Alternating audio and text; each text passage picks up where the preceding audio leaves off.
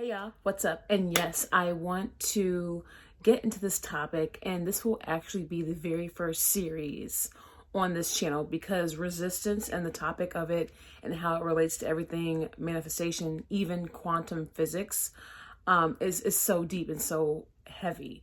And I want to break this down as much as I can because what I have found during not only my own self concept, my own mindset, my own manifestation journey, I have just found personally, just as a topic overall, even in the manifestation community, that inner resistance and how it manifests different behaviors in us and different responses.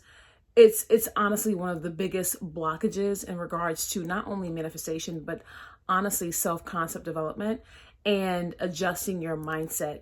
And it's so deeply rooted in the subconscious that you literally might not even realize that this is what that is. And so I want to make this series going as in depth as I can and breaking it down as much as I can, and also try to make it fun for us too, as much as I can, because I don't want to ever dive so deeply into concepts or whatever to where I'm like, pushing you guys off or like scaring anyone off or making people feel like they can't do it, because girl, if I can do it, anybody can do it. Okay, you feel me? All right. So period. All right. I'm going to start off talking about resistance, and I'm going to use an example. So in the manifestation community, and what I have found personally is that money is indeed one of the easiest things to manifest.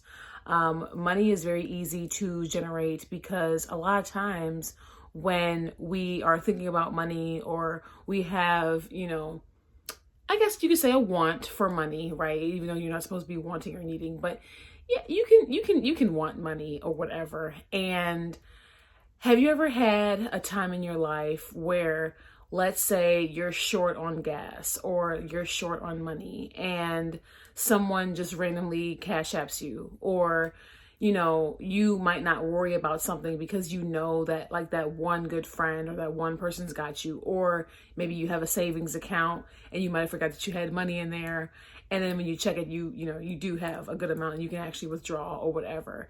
What I'm saying is there's multiple resources for money and abundance, and it's actually very prevalent in our world, and everything is abundant actually, and it's all coming from you and who you are being.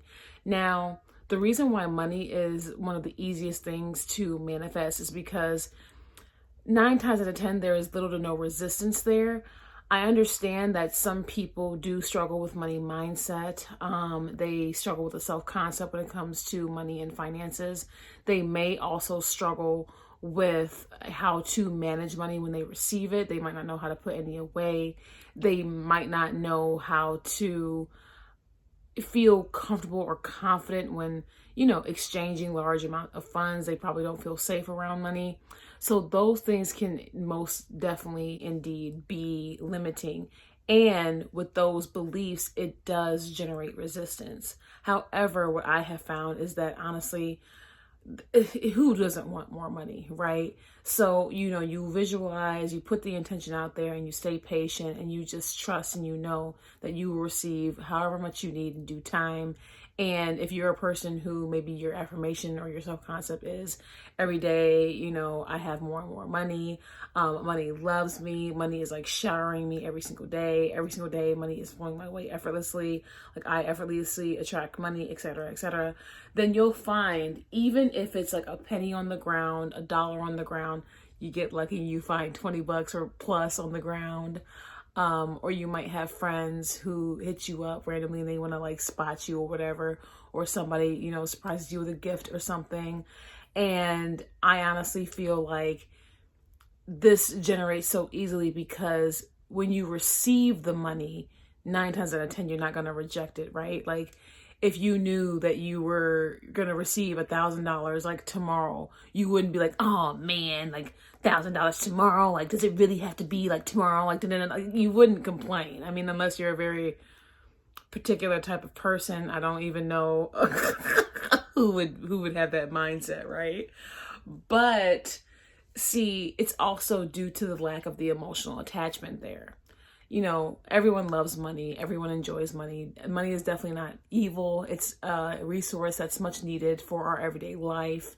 And, we deserve to be abundant. We deserve to live carefree lives. We deserve to receive our money and spend it however we please. We deserve to be, just like honestly balling and doing what we want and how we want. And resources and abundance are literally everywhere. They flood our earth, and you have to be aware of that in order to not only recognize it and then also be grateful for it.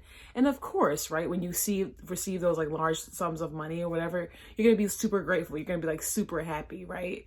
So it's not that difficult to receive money, be grateful for it, and appreciate it with like that, emotional attachment and just like the acknowledgement of this is mine now, right? Well, where there tends to be more emotional attachment, there can indeed be more and more resistance. Now, just because I feel like money is one of the easiest things to manifest, which even I didn't even realize that a few years ago, because I too also struggle with lack mindset. I used to be one of those people that felt like they didn't have enough. And to be honest, when I have made large sums of money in the past, I would not be that grateful for it. I always was just like, oh, well, it's never enough, lack mindset. So make more, make more, make more. And that came from a whole, like, honestly, poor self-concept of like not feeling enough, always feel like I need to overextend myself for not only myself, my goals and others. And that shit's just dead now. You know what I'm saying? Like, I deserve to live with the utmost peace and ease because at first hand, like I am woman, okay? Period.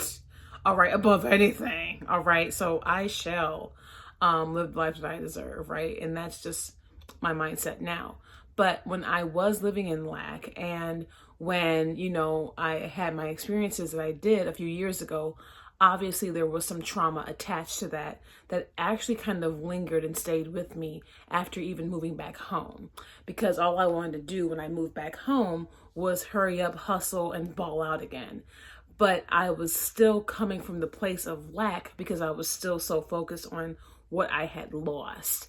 And I can tell you that the minute you focus on something that you have lost, it will dwindle into the rest of your life. I really cannot stand how I used to operate in that lack mindset and that lack, like low self-concept where, I'm just going to be honest, like during the campaign and stuff, and I'm seeing like, everything deplete. And then what am I doing though? I'm bringing it into my awareness, right? I'm focusing on it. Where focus goes, energy flows. So I'm looking at my views deplete. I'm looking at subscribers deplete. I'm looking at all of the depletion, and I'm like surrounding my awareness with this bullshit, right? Because to be honest, none of those things mean anything. Nothing is outside of me. And nothing has meaning unless I apply it meaning, right?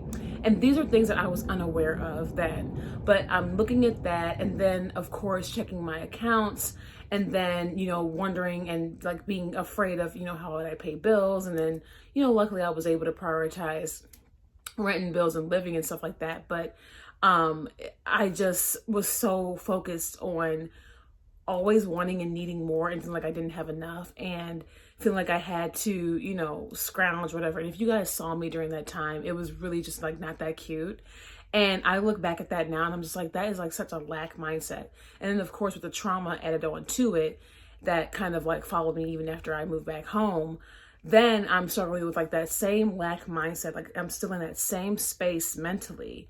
And it's like I'm not even in the same environment, right? Like, and I'm literally like living a totally different lifestyle, right? To where like that should not have even been in my awareness for as long as it was, but unfortunately it was. And I had to live that life for however long that was. And it was only until I would say about maybe, it was still the beginning of 2023, like as things started to just like stabilize and like get better, that I started feeling more confident, safer around money. I started like losing the attachment from everything that had happened on my YouTube platform and everything like that. And so my whole narrative and everything around money, fortunately changed. And I know that, Dylan James's content, like in other manifestation content, like it helped me a lot, right? And so there was little to no resistance after I had kind of like stabilized and started like making a plan and everything like that, whatever, as far as how I was going to continue to move forward. So I wasn't really worried about it because I've always had a very abundant mindset naturally. It's just when I was in that lack state and my awareness was like so focused and so concentrated on the lack, it did indeed build up a lot of resistance that I had to honestly break through after moving back, right? And so that's the thing. If you do have a lot of trauma that's attached to any areas of your life, and it's going to probably show in areas where you have a lot of emotional attachment as well, then you need to focus on these areas and really, really think about what is the core trigger of this. Okay? Because in order for you to really do that work, you have to work through that core root. What is causing this? What is that limiting belief? What happened? Like, what is it that made you feel so unsafe around money, or feel so unsafe around maybe love or career or whatever it is? What is it that made you feel less than, lack, or maybe even, scarcity mindset as far as, oh, well, I'll probably lose it. So you're like literally like living in fear. All of these like fight or flight type emotions. And so resistance fuels that, right? And that's why you need to get to it at its core. Resistance will fuel your panic attacks. Resistance will fuel your depression. Resistance will fuel anxiety because it's something in you that is telling you that you aren't enough, this thing isn't enough, something bad is going to happen. And it's activating your entire fight or flight system to reject whatever it is. But I honestly am a very firm believer in, if it feels bad, it's a lie. Meaning if it feels bad internally, or I'm seeing something externally that's like looking bad, it's a lie. I need to get to the core root of that and discover what the real truth is there, because there's really nothing outside of us. There really isn't. There's nothing ever truly against us. There really isn't. We weren't meant to live in a constant state of fight or flight. Okay.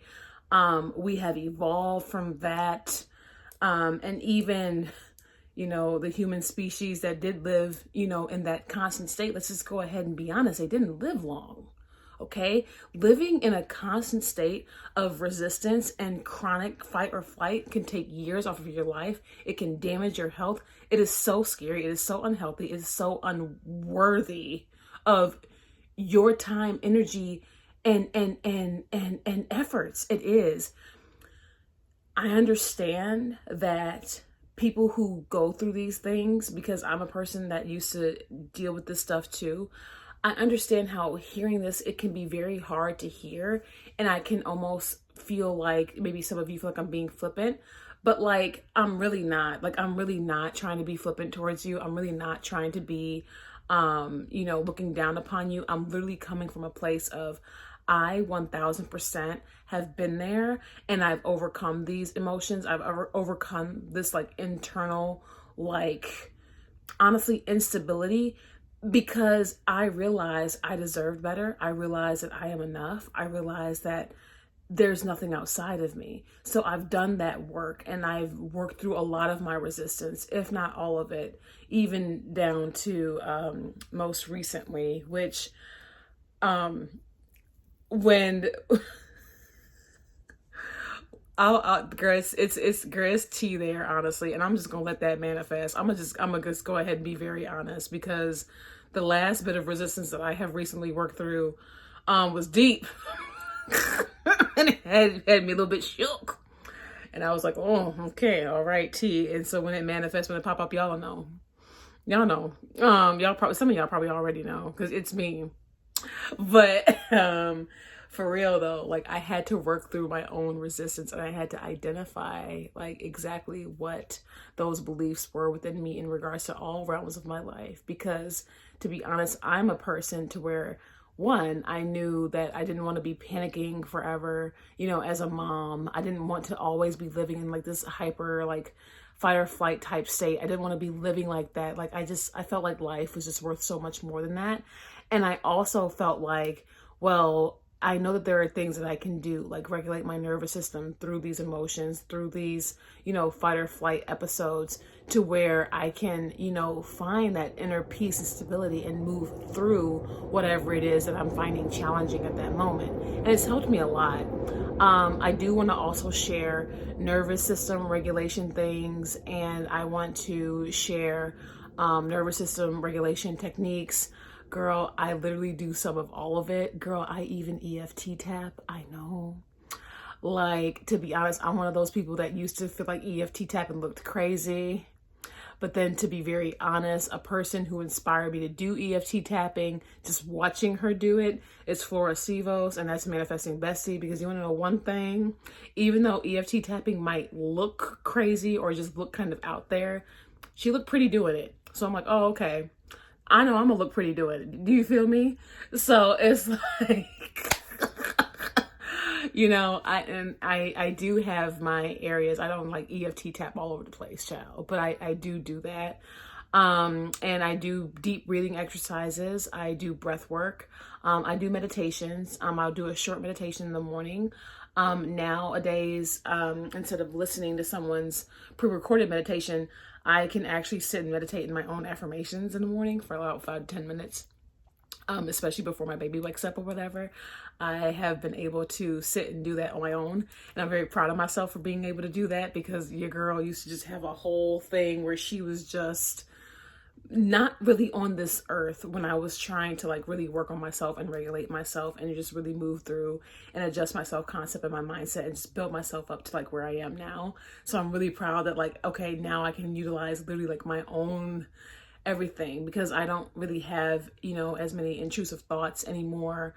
I don't get much of a negative like voice in the back of my head anymore. I'm so grateful for that. When I first started doing this work, I really realized how negative my mind was. I gave myself like really bad negative self-talk. Like, dude, I literally used to be like my own damn worst enemy. And I wondered why my life looked the way it did. It's like, dude, I'm literally over here hating on myself. So of course, like my life is going to reflect that. And now it's just like, so much of that has calmed down, and so much of that has just gotten so much better, and to where I can finally like utilize my own voice, my own thoughts, my own energy to calm self and center self, because that's how we are supposed to be, right?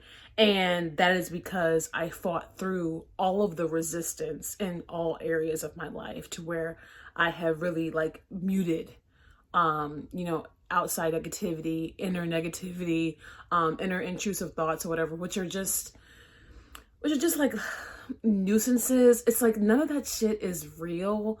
It's like, who you are as a person, what your wants and desires are, and manifesting, to be honest, is just trusting and knowing and living and being as if your manifestations are already done, because that is the essence of our being here on earth. We were meant to just be and live, carefree, free-spirited type lives, happy, abundant, with like no limitations, honestly.